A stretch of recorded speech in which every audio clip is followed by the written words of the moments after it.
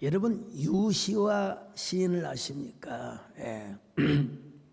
이분이 쓴 하늘 호수로 떠난 여행이라는 책이 있습니다.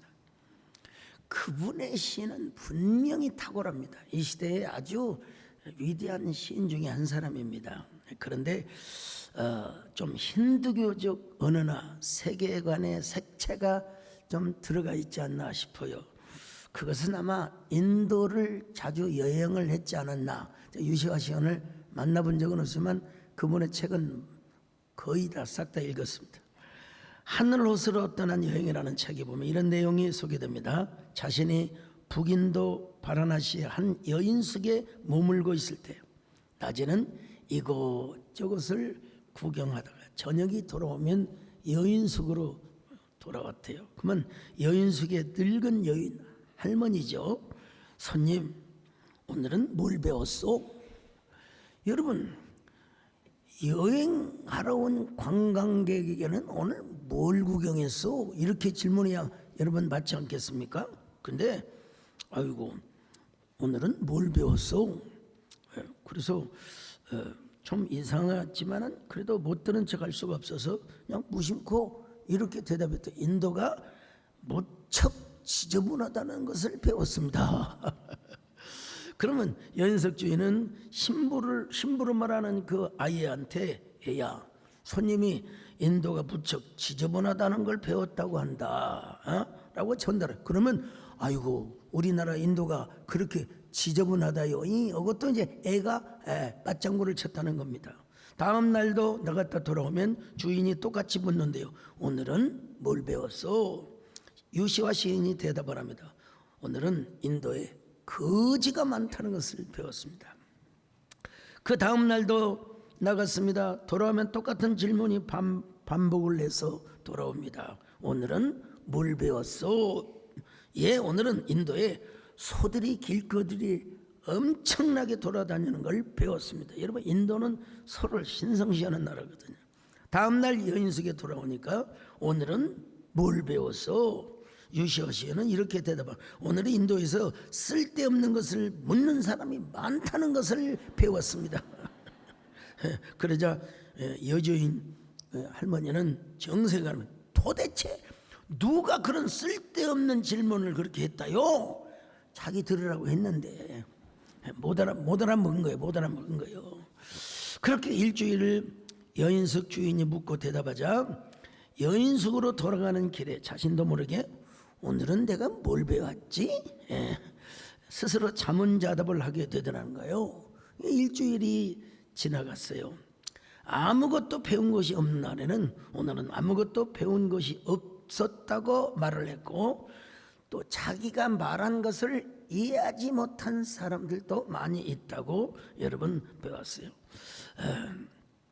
심지어는 아무 말도 하고 있지 않을 때는요. 오늘 나는 침묵의 자유를 배웠습니다 라고 대답을 했대요.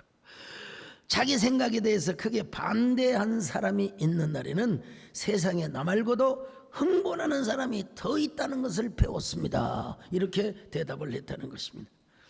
유시화 작가는 다른 도시에 여행을 하면서도 스스로 물었대요. 나는 이곳에 왜 여행을 하는가? 나는 이곳에 왜 지금 걸어다니고 있는가? 그러고 나니까 여인숙의 늙은 여주인이 자기 인생에 있어서 참 좋은 스승이라고 하는 사실을 깨달았다고 합니다. 모를 때 생각하게 되고 다시 느끼게 하는 것이 바로 뭐냐? 질문의 힘이다. 질문이. 우리 신앙생활에서도 질문이 참 중요합니다. 질문이란 사유하는 인간만이 할 수 있지요. 물론 그리스도인으로서 여러분 무슨 의심을 위한 질문, 회의적 질문을 하는 것은 절대로 아닙니다. 긍정적인 질문, 예수 그리스도 안에서 은혜의 세계를 더 탐구하고 사명의 지경을 넓히는 질문. 하나님, 제가 이대로 좋습니까? 주님, 더 크게 쓰임 받기를 원합니다. 주여, 내 모습은 어떻습니까? 이런 질문이죠. 근데 더 황홀하고 갑작스러운 순간이 있습니다. 그것은 내가 하나님을 향하여 제 모습이 어떻습니까? 그게 아니라 하나님이 갑자기 나에게 찾아오셔서 질문을 하는 순간입니다. 여러분, 누군가에게 뜬금없이 질문을 받을 때 얼마나 당황하십니까? 그런데 우리가 하나님께로부터 느닷없는 질문을 받을 때 얼마나 당황했겠습니까? 오늘 본문에도 아모스 선지자에게 하나님께서 질문을 하세요. 아모스야, 너는 무엇을 보느냐? 자, 아모스 7장 8절 상반절입니다. 시작. 여호와께서 내게 이르시되 아모스야 내가 무엇을 보느냐. 오늘 본문에 소개되고 있는 아모스 선지자는 북왕국 출신이 아닙니다. 남왕국의 드그와의 출신입니다. 그의 직업은 양을 치며 뽕나무를 기르는 농부였습니다. 그런데 그가 하나님의 부르심을 받습니다. 자, 아모스 1장 1절로 2절 시작. 유다왕 우시아의 시대 곧 이스라엘 왕 요아스의 아들 여로보암의 시대 지진 전 2년에 드고와 목자 중 아모스가 이스라엘에 대하여 이상으로 받은 말씀이라. 그가 이르되 여호와께서 시온에서부터 부르짖으시며 예루살렘에서부터 소리를 내시리니 목자의 초장이 마르고 갈멜산 꼭대기가 마르리로다. 자, 근데 여러분 아모스 7장 14절로 15절을 또 볼 필요가 있습니다. 시작. 아모스가 아마샤에게 대답하여 이르되 나는 선지자가 아니며 선지자의 아들도 아니라 나는 목자요 뽕나무를 재배하는 자로서 양떼를 따를 때 여호와께서 나를 데려다가 여호와께서 내게 이르시기를 가서 내 백성 이스라엘에게 예언하라 하셨나니 나는 목자요 뽕나무를 재배하는 사람이라. 나는 선지자의 아들도 아니고 나는 제사장의 피를 이어받은 사람도 아닙니다. 여기서 뽕나무는 사실은 우리나라 뽕나무와는 달라요. 우리나라에는 뽕나무로 번역을 했는데 실제는 돌무화과나무입니다.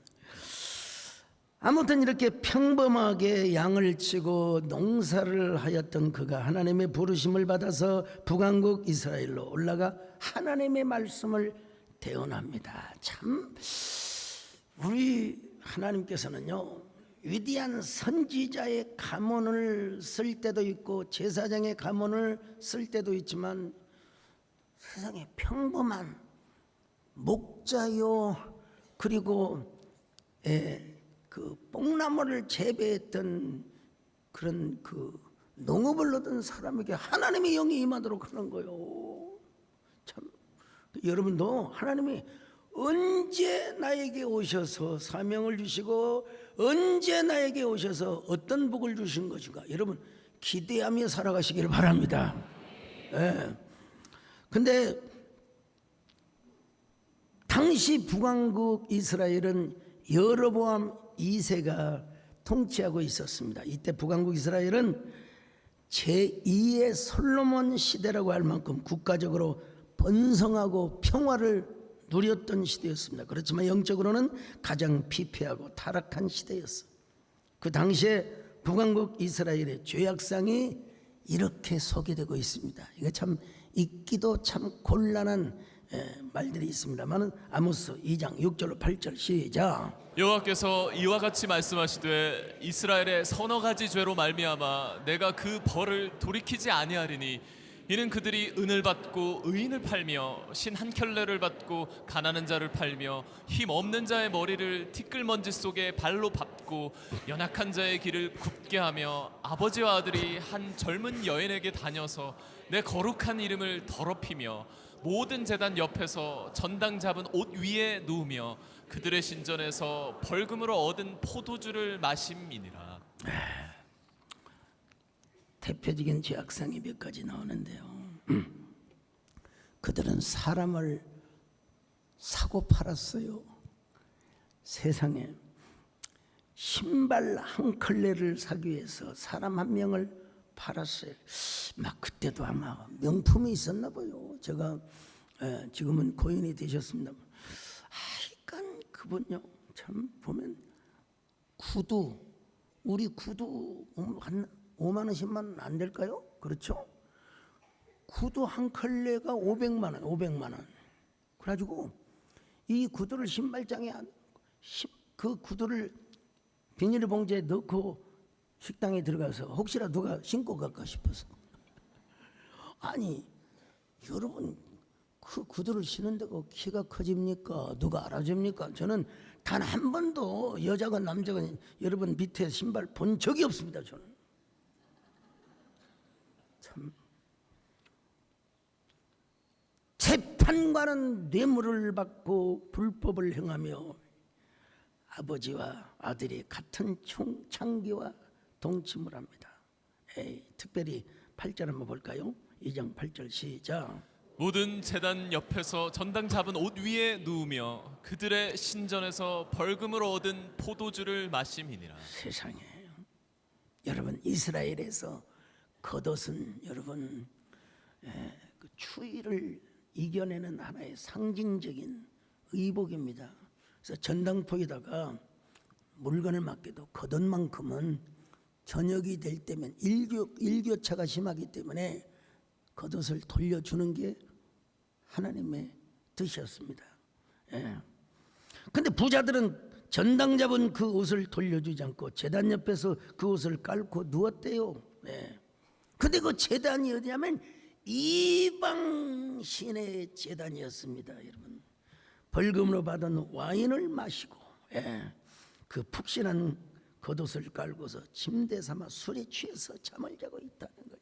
참, 남자들 뿐입니까? 여자들도 마찬가지입니다. 자, 아모스 4장 1절 시작. 사마리아의 산에 있는 바산의 암소들아, 이 말을 들으라. 너희는 힘 없는 자를 학대하며 가난한 자를 압제하며 가장에게 이르기를 술을 가져다가 우리로 마시게 하라 하는도다. 여러분, 여기 사마리아에 있는 암소들아, 이거 암소를 말하는 게 아니에요. 이건 은유적인 표현입니다, 여러분. 남편의 부와 권력과 재력을 이용해서 온갖 사치와 방탕을 즐기며 사는 북이스라엘의 만화님들을 얘기하는 겁니다. 남자들이야 술을 마시고 거칠고 난폭할 수 있지만 글쎄요, 여인들은 좀 부드러운 감성이라도 있어야 되지 않겠습니까, 여러분? 요즘 제가 보니까요, 여자들도 술을 잘 마신다고 하더라고. 세상에, 저는 우리 가문 대대로 어머니도 뭐 그렇고 이모들도 그렇고 다 여자들은 술 안 드셨어요. 요즘은 여자들끼리 모여가지고 자, 우리의 중년을 위하여 탁 하면서, 또 그 옆에 또 비구니가 계셨나 봐요. 왜 우리한테 욕을 하냐고. 아니라고, 우리 중. 그러면서 이제 처음처럼 뭐 또 있습니까? 뭐 아침 이슬 뭐 이런 거 있잖아요. 글쎄, 우리는 약이 된다고 한 3분의 1 정도는 마실 수 있지만 여러분, 한 컵 마시면 저는 병원에 실려가야 합니다. 근데 북이스라엘의 왕국은 여인들조차도 가난한 자들을 학대하며 약탈하는 것을 아무렇지도 않게 여겼습니다. 매일매일 호의호식하면서 맨날 잔치를 했습니다. 연회. 그러면서 남편들에게 뭐라고 윽박질 하느냐. 여보, 오늘 이런 연회가 있으니까 고급 와인 좀 사가지고 오세요. 그러면 또 남편은 아내의 말을 들어주기 위해서 힘이 없는 자들의 것을 빼앗고 부정한 방법으로 아내의 욕구를 충족시켜 주었습니다. 이런 시대적 부패와 죄악을 고발하기 위하여 하나님께서는 남유다 출신인 아모스를 불러서 북이스라엘에 가서 하나님의 심판을 외치도록 하셨습니다. 아모스는 패역한 북이스라엘에 대해서 하나님이 보여주신 5가지 환상을 기록합니다. 그 5가지 환상이 바로 7장과 그 다음에 8장에 나오는데요. 메뚜기 재앙, 불재앙, 다림줄 재앙, 여름 과일 광주리 재앙, 성전 문지방이 부서지는 재앙, 이 5가지 환상 중에 3가지가 7장에 소개되고 있습니다. 자, 첫 번째 보여줄 환상이 뭐냐? 메뚜기 환상이라는 겁니다. 아모스 7장 1절 봅니다. 시작. 주 여호와께서 내게 보이신 것이 이러하니라. 왕이 풀을 벤 후 풀이 다시 움돋기 시작할 때 주께서 메뚜기를 지으시매. 여러분, 메뚜기를 아십니까? 시골에서 옛날 메뚜기는 진짜 이 농부들에게는 그야말로 진짜 저주의 재앙입니다. 왜냐하면 메뚜기가 와서 곡식의 잎사귀를 다 갉아먹어요. 에? 그러면 여러분 나랑잎, 보리, 밀 이거 여러분 절대로 익을 수가 없습니다. 이 메뚜기를 그냥 잡으러 다니는 게 일이었습니다. 어린 시절에 그냥 메뚜기를 그냥 한 바가지 삶아다가 그걸 또 볶아 먹으면 또 얼마나 고소했는지 몰라요. 메뚜기. 물론 이 메뚜기 재앙은 메뚜기 그 자체를 넘어서 이스라엘을 멸망시키는 아수르의 군대로 해석하는, 둘 다 맞습니다. 여러분, 둘 다 맞습니다. 근데 아모스 선지자가 하나님께 이렇게 기도합니다. 주 여호와여 청하건대 사하소서. 야곱이 미약하오니 어떻게 서리까? 자, 7장 2절 하반절입니다. 시작. 내가 이르되 주 여호와여 청하건대 사하소서. 야곱이 미약하오니 어떻게 서리까 하매. 자, 그러자 아모스의 기도를 들으시고 하나님의 심판을 유예하셨습니다. 하나님이 잠시 뜻을 돌이키시고 북왕국 이스라엘에게 회개할 기회를 준 거예요. 여러분, 우리에게 회개할 기회를 준다는 게 얼마나 여러분 감사합니까? 자, 7장 3절입니다. 시작. 여호와께서 이에 대하여 뜻을 돌이키셨으므로 이것이 이루어지지 아니하리라. 여호와께서 말씀하셨느니라. 두 번째 나오는 환상이 불 환상이에요. 불. 이 불이 바다를 삼키고 육지까지 먹으려 한지라. 야, 이거 있을 수 있는 일입니까? 불이 바다를 어떻게 삼켜? 그러나 환상 중에 그 모습을 보여주었습니다. 여러분, 자, 7장 4절 하반절 시작. 주 여호와께서 명령하여 불로 징벌하게 하시니 불이 큰 바다를 삼키고 육지까지 먹으려 하는지라. 이거는 거의 분명합니다. 아수르가 이스라엘을 완전히 정복할 것에 대한 환상을 보여주인 것입니다. 예. 그런데도 아모스가 하나님께 기도합니다. 이제 내가 주 여호와께 청하건대 그치소서. 야곱이 미약하오니 어떻게 서리까? 자, 7장 5절입니다. 시작. 이에 내가 이르되 주 여호와여 청하건대 그치소서. 야곱이 미약하오니 어떻게 서리까 하며. 그러자 하나님께서 즉각적 심판을 유보하십니다. 여러분, 하나님께서 아모스 선지자의 기도를 들으셨다는 것은 아주 의미 있고 또 아주 괄목할 만한 사항이라고 할 수 있습니다. 여러분, 저희 교회는 특이한 문화와 전통이 있습니다. 하여간 이름 없이 빚도 없이 주님 앞에 드리면 얼마나 좋겠습니까만은, 그러나 대부분 특별 11조 또 특별 감사나 특별 헌신할 때는 반드시 누구를 찾아와요? 제 방을 찾아옵니다.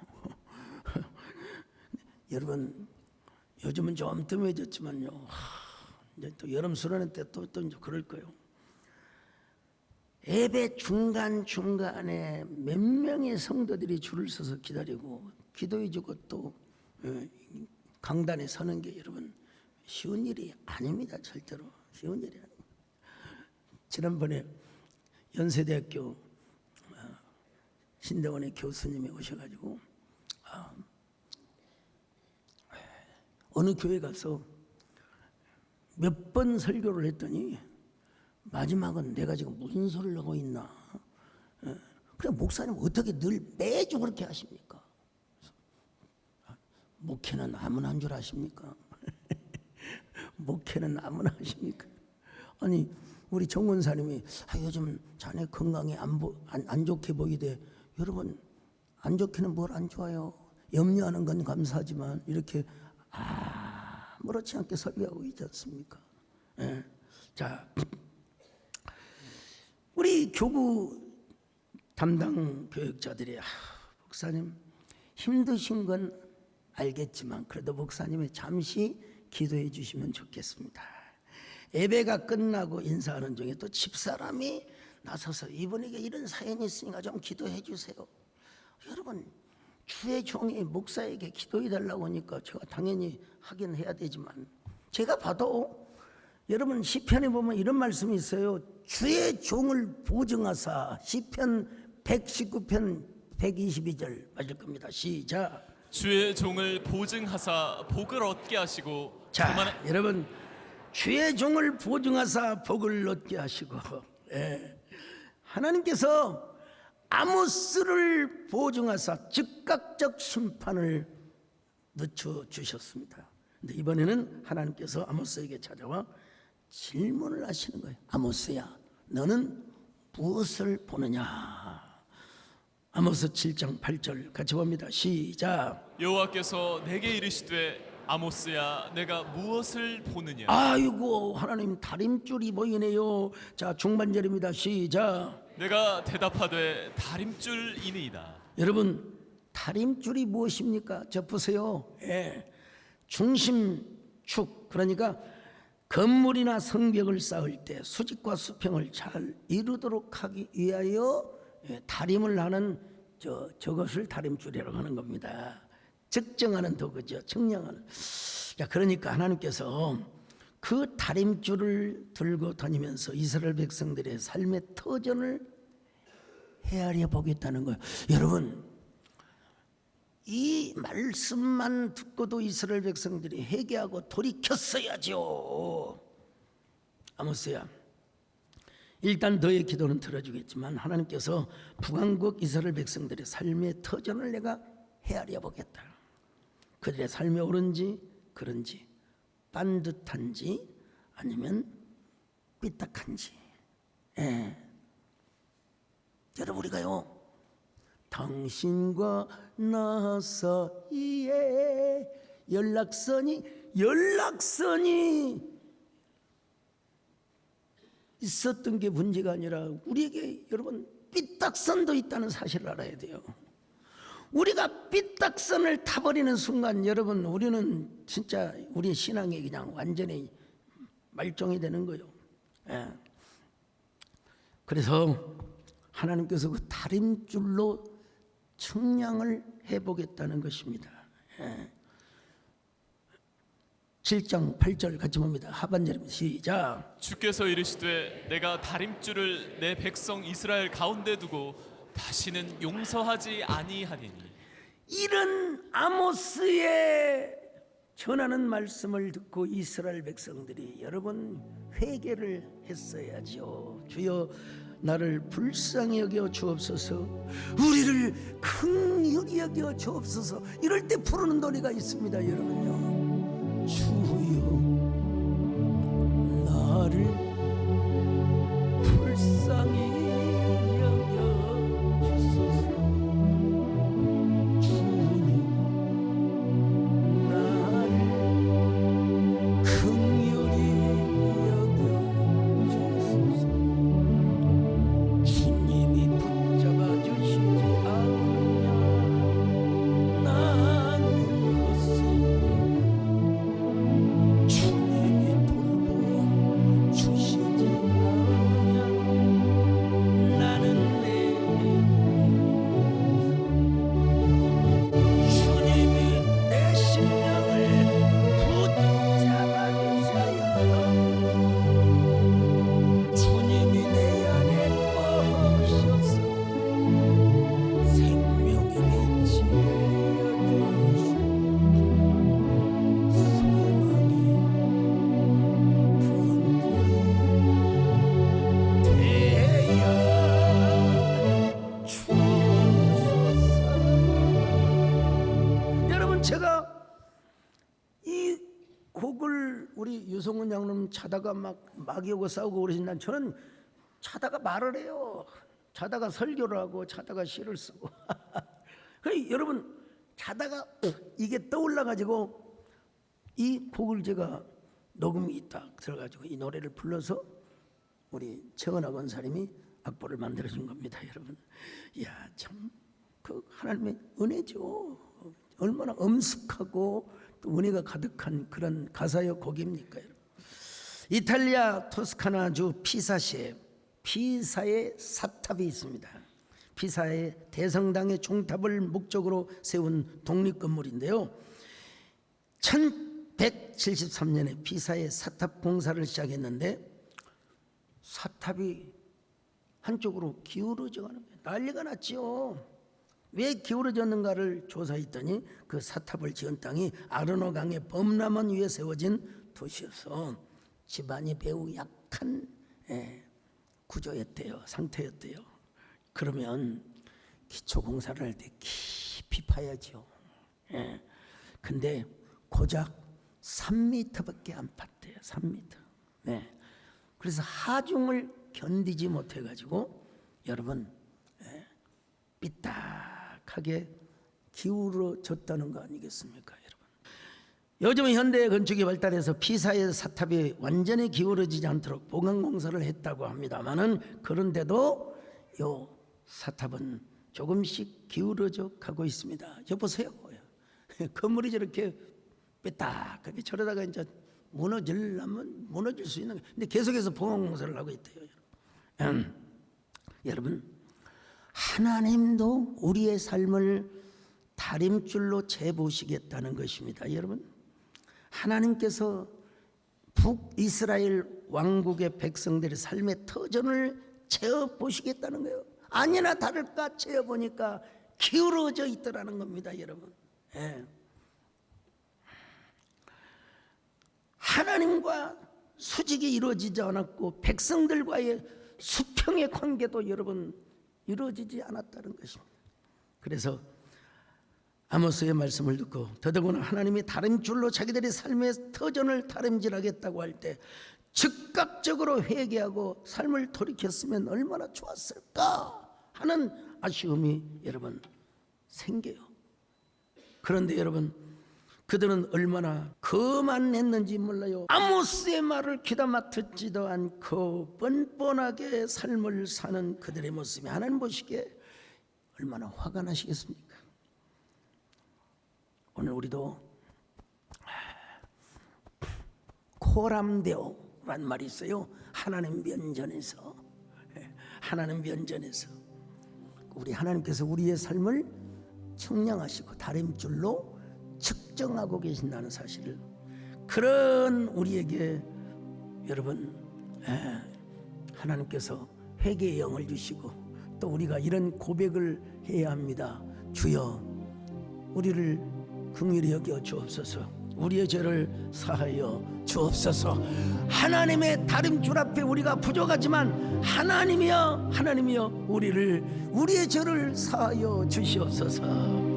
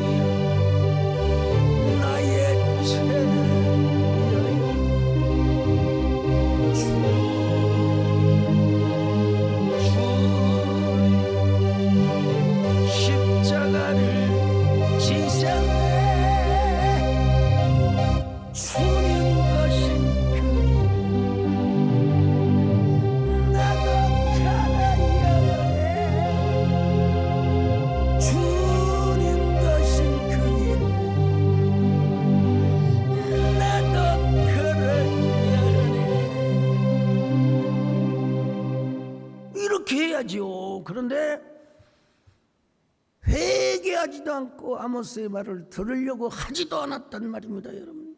하나님께서 뭐라고 말씀을 하십니까? 아모스 7장 8절로 9절 시작. 여호와께서 내게 이르시되 아모스야 내가 무엇을 보느냐? 내가 대답하되 다림줄이니이다. 주께서 이르시되 내가 다림줄을 내 백성 이스라엘 가운데 두고 다시는 용서하지 아니하리니 이삭의 산당들이 황폐되며 이스라엘의 성소들이 파괴될 것이라. 내가 일어나 칼로 여로보암의 집을 치리라 하시니라. 여러분 여기 보면요 이삭의 산당이래요. 이삭의 산당. 여러분 산당이 무엇인가를 일단 알아야 돼요. 산당은 히브리 말로 바마라고 하는데 제단이 있는 높은 고지대. 예. 왜냐하면 고대 근동에서는 고산 숭배 사상이 있어. 고산 숭배 사상. 고산 지대를 누가 좋아하느냐? 여신들이 좋아하는데요. 남신들은 능력이 많지만 오락부락하고 무뚝뚝하고 그런데 여러분 여자들은 좀 부드럽잖아요. 예, 조금. 그래서 이제 남신보다는 여신을 감동을 시켜서 여신이 남신을 쥐락펴락하는 이게 이제 고대 근동의 고산숭배 사상입니다. 여러분. 신화 속에 나오는 여신들은 산을 좋아했습니다. 높은 산을 좋아했대요. 그래서 사람들은 높은 산 위에 여신들에게 제사를 드리기 위해 산당을 지었습니다. 산이 없는 평지에는 탑을 높이 쌓아서 인공산을 만듭니다. 그리고 여러분 맨 위에 뭐가 있느냐? 바로 이시타르 여신을 섬기기 위한 제단이 있었다고 했지 않습니까? 자, 그래서 이 고산 숭배 사상이 이스라엘까지 왔어. 이스라엘까지요. 네. 자, 해발 800m에서 1200m 사이에 그 산 꼭대기에다가 산당을 많이 만들어 놨어요. 벳산, 무깃도, 기브아, 사마리아, 실로, 베델, 아이, 세겜, 길갈, 라마, 기브온, 예루살렘, 헤브론, 부엘세바 다 여러분 고산지대가 있었어요. 그곳에 가서 여러분 물론 아브람과 이삭과 야곱도 그런 언덕에서 하나님께 경배했던 건 사실입니다. 그러나 다른 사람들은 이방신에게 제사하지만 아브람과 이삭과 야곱은 분명히 살아계신 하나님, 천지를 지으신 하나님을 향하여 제단을 쌓고 있었습니다. 하나님께서 그 제사를 받아주셨어요. 왜냐하면 그때는 성막이 없어요. 성전이 없어요. 이제 그래서 그때는 장소는 좀 비슷할지 모르지만 경배의 대상이 분명히 달랐거든요. 다른 사람들은 저 바알과 아세라, 몰렉, 그다음에 또 여러 이방신들이 있잖아요. 또 크모스, 뭐 밀곰, 이게 다 구약성에 나오는 이방신들입니다. 이방신들에게 제사를 드리지만 아브라함과 이삭과 야곱은 분명히 여러분 하나님을 향하여 제사를 드렸습니다.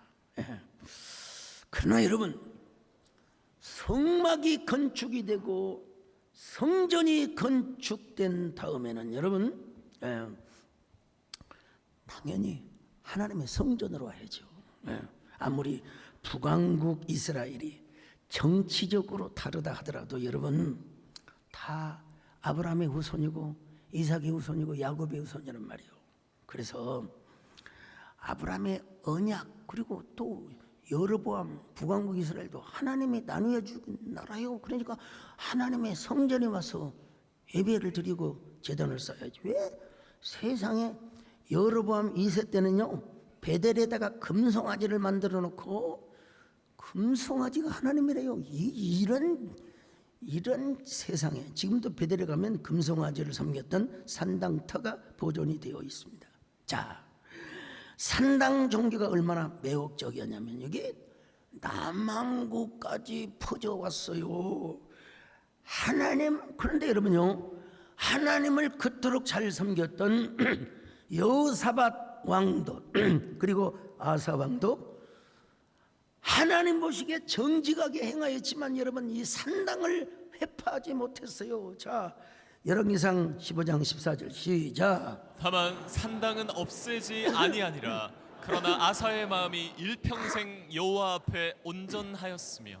예, 열왕기상 22장 43절 시작. 여호사밧이 그의 아버지 아사의 모든 길로 행하며 돌이키지 아니하고 여호와 앞에서 정직히 행하였으나 산당은 패하지 아니하였으므로 백성이 아직도 산당에서 제사를 드리며 분향하였더라. 여러분, 자기가 권력을 잡고 자기가 이 왕이 되었으면 그거 하나 못합니까? 백성들의 눈치를 살핀, 자기 혼자는 신앙심이 깊고 자기 혼자는 하나님 보시기에 정직한다. 그러나 여러분, 이런 우상단지 하나 여러분 치울 수가 없겠습니까? 예? 아니, 뒷방으로 물러가지 않고 현직에 있는데 말이죠. 왜 산당 종교를 없애지 못했느냐? 여러분, 대중의 눈치를 보느라. 예, 참. 거기 가면 여러분, 하나님의 성전에서는 경건하게 예배를 드리지만 저 산당에 가면 바알과 아세라의 이름으로 성창들과 아니면 모자라면 거기에 있는 여인들과 여러분 온갖 문란한 짓을 다 했어요. 예. 그런데 이 산당의 이름을 이삭의 산당이라고 부릅니다. 여러분, 원래 이삭이 하나님께 제사를 드렸던 곳이기도 하겠죠. 그런데 하나님이 원하지 않는 우상숭배와 타락한 제사의 중심지로 바꿔, 그러면서 뭐라고 하느냐? 이곳은 이삭이 제단을 쌓았던 곳이다. 그래서 하나님께서 그 산당들을 다 회파시켜 버리겠다는 겁니다. 자, 7장 9절입니다. 시작. 이삭의 산당들이 황폐되며 이스라엘의 성소들이 파괴될 것이라. 내가 일어나 칼로 여로보암의 집을 치리라 하시니라. 결국은 BC 722년에 아수르 나라에 의해서 북왕국 이스라엘은 완전히 멸망을 당합니다. 남왕국의 드고아 사람, 그분이 무슨 학문이 대단하고 뭐 위대한 사상가도 아니었어. 그냥 평범한 농부였는데 하나님의 영이 임해가지고 냅다 북왕국 이스라엘에 가서 회개하도록. 그런데 저런 무식한 놈이 어디가 절대로 듣지를 않았어요. 여러분, 여러분, 복을 받을 사람은 하나님의 말씀에 귀를 기울입니다. 여러분. 성경을 봐도 마음에 쏙쏙 들어옵니다. 여러분요. 어떤 사람은 성경 보면 졸린대요. 물론 이제 레이기라든지 좀 넘어가야 할 곳이 있습니다. 여러분, 역대상 1장부터 계속 이름만 나와요. 무슨 뜻인지도 몰라. 그래도 읽어야 됩니다. 여러분, 그 족보가 사실이니까. 우리가 설교를 들 때도 이게 나에게 하나님이 하신 말씀이다 그래야죠. 이게 우리 남편이 와서 들어야 되는데 아무 계시 없는 집사가 들어요. 여러분, 그러지 말고 남편 전도 오는 건 좋지만 지금 나에게 주어진 말씀이라. 그래야 아멘이 됩니다. 여러분요, 복 받을 사람은 하나님의 말씀이 내 귀에 쏙쏙 들어요. 그러나 망할 사람은 아무리 얘기를 해도 들어오지를 않습니다. 여러분, 이 무지함과 고집과 자기 신념이 합해지면 대책이 없는 사람이 됩니다. 그 사람의 본성은 참 착한데 왜 그렇게 고집스러운지 그런 사람을 가끔 봐요. 성품은, 타고난 성품은 참 착한데 왜 저렇게 고집스러울까? 그거는 자기 안에 고집이라고 하는 우상단지가 있어서 그리고 성단지가. 그러니까 우리가 하나님 앞에 정말 하나님 앞에서 중요한 게 뭔 줄 아세요? 인테그리티. 하나님 앞에 정직성, 신실성입니다. 여러분, 이걸 인테그리티라고 하는데, 이 인테그리티라는 말이 라틴어의 인테그라티스, 인테그리타스에서 나왔습니다. 여러분, 이 말은 하나님 앞에서 완전함, 행위와 신앙이 일치된다는 의미를 갖고 있습니다. 이탈리아에서도 토기장이가 항아리를 가마에 구웠는데 온전하게 구워지면 겉과 속이 같아요. 그러면 그 항아리 밑에 인테그리타스라는 단어를 써놨대요. 그러나 살짝 금이 간 것은 인테그라타스를 쓸 수가 없어요. 유약을 발라서 그냥 대충 싸게 팔아먹었답니다. 여러분, 이건 남의 나라 이야기만 아닙니다. 세종대왕 때 고려 분청 사기가 전국적으로 확산이 되었답니다. 옛날에는 양반들, 귀족들만 향유했던 것을 평민들도 함께 쓰도록 보편화시켰다는 것입니다. 이렇게 분청 사기가 보편화되자 이 조잡한 짝퉁들이, 가짜들이 등장을 해가지고 사람들을 어지럽게 만들었다는 것입니다. 그래서 세종대왕 고공장 제도를 만들어서 분청 사기 아래 어느 관장에 의해서 만들어졌는가? 조금 더 자세히 말하자면 어느 장인이 만들었는가? 이런 조처를 취하고 나서부터 분청 사기는 문의와 재질 면에서 최고의 수준을 발휘했다고 합니다. 여러분. 지금도 그 명령을 내린 해가 1420년 그 반에 발굴되는 분청 사기를 보면은 수준이 아주 월등하게 높다는 그 사실을 제가 보았습니다. 관장과 장인의 이름이 쓰여 있으면 자존심을 걸고 여러분 만들지 않겠습니까? 우리가 세상 앞에서도 인테그리티를 해야 되겠지만 하나님 앞에서 여러분 코람데오의 삶을 살아야 되지 않겠습니까? 이것이 바로 인테그리티입니다. 여러분, 하나님 면전에서 하나님의 임재 앞에서 나는 지금 이 시간도 하나님이 나를 보고 계신다. 그러니까 우리는 언제나 하나님의 임재 의식 속에서 아멘, 예스, 오케이 의 삶을 살아가게 되는 겁니다. 여러분, 근데 북왕국 이스라엘 백성들은 끝까지 하나님 앞에 인테그리티가 없었어요. 그들은 늘 가짜의 삶을 살고 비판의 삶을 살고 하나님 보시기에 거룩된 삶을 살았어요. 아수리에 잡혀가 가지고 여러분 혼혈 정책에 동화가 되어버리고 말았습니다.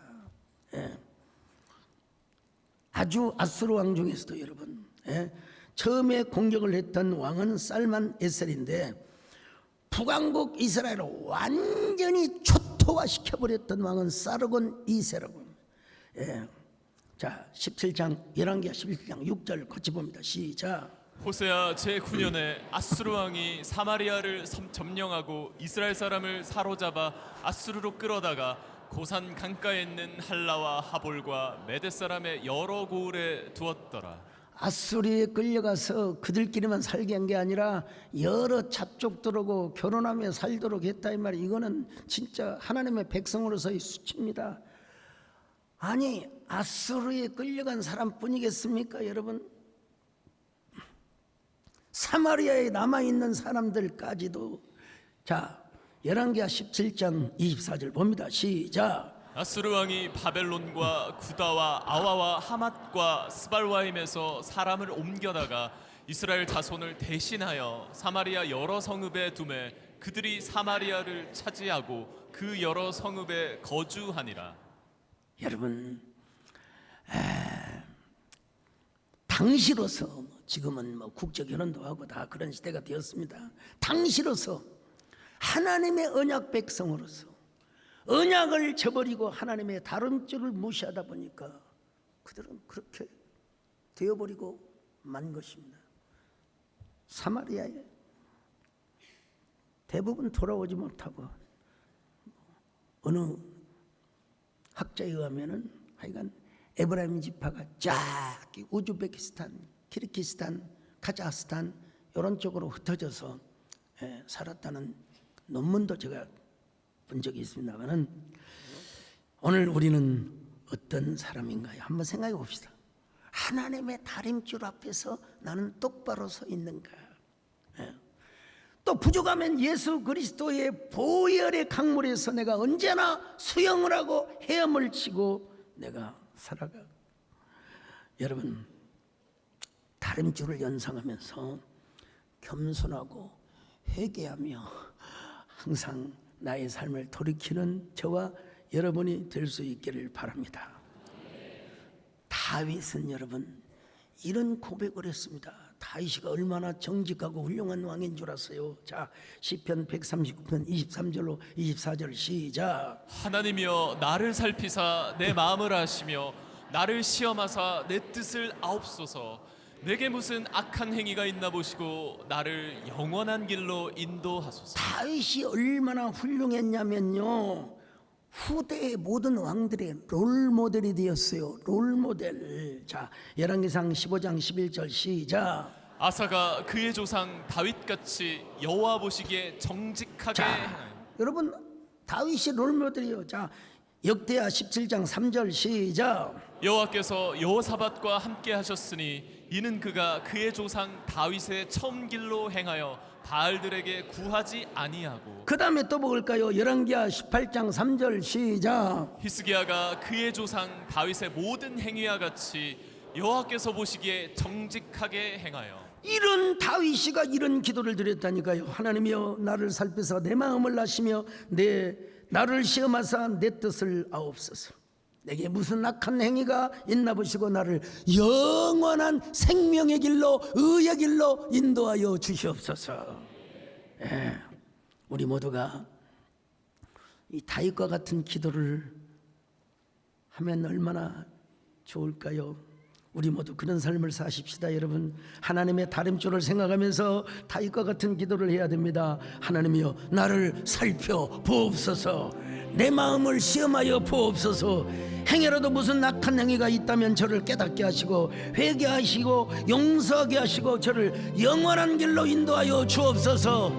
우리 모두 이런 기도를 하시기를 주의 이름으로 축원합니다. 나의 모든 행실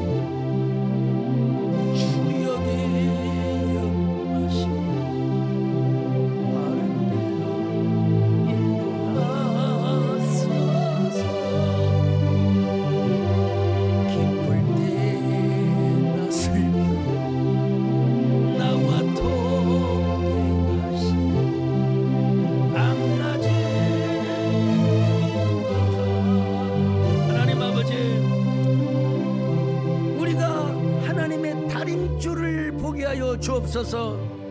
하나님의 임재의식을 가지며 언제나 돌이키고 반성하고 예스하며 아멘하며 오케이하는 삶을 살 수 있도록 함께하여 주시옵소서. 예수님의 이름으로 기도합니다. 아멘.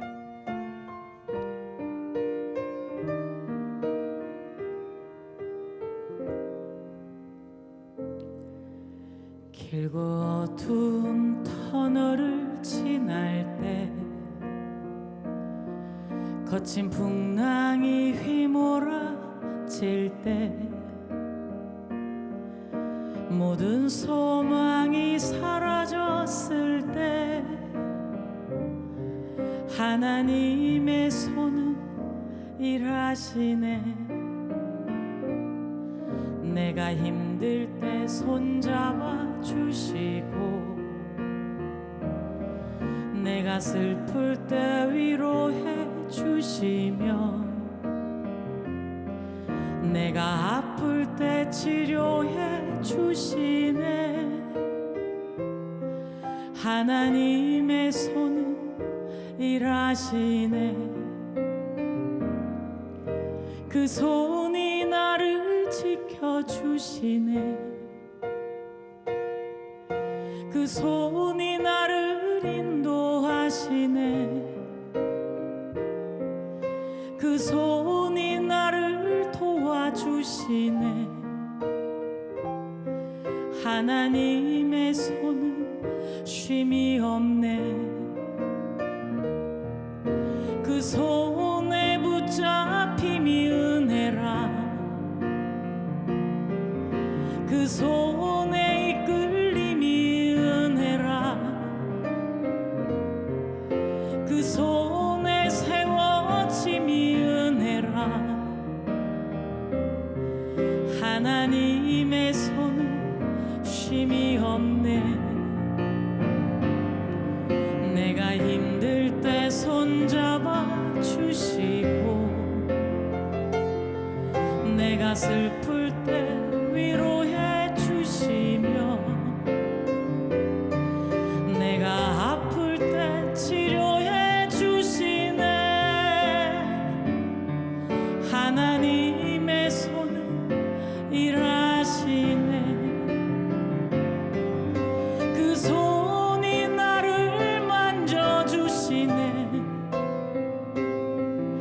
그 손이 나를 안아주시네.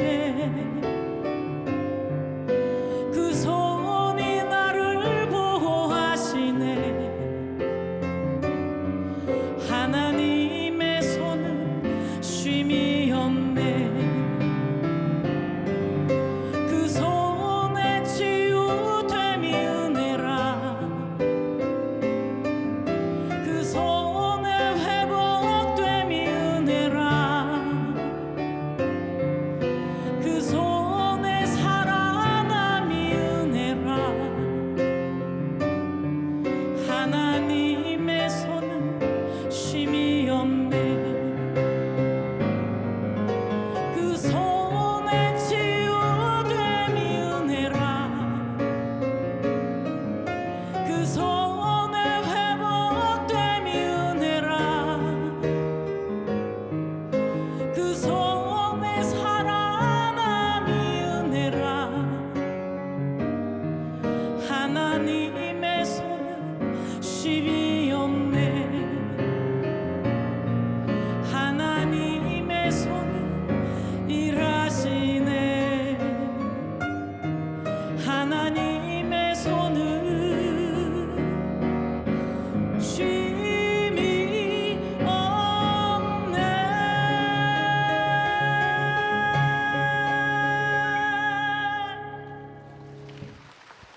이제는 주 예수 그리스도의 은혜와 하나님 아버지의 사랑하심과 성령의 이루와 교통하심의 역사가 이제로부터 영원까지 함께 있을지어다. 아멘.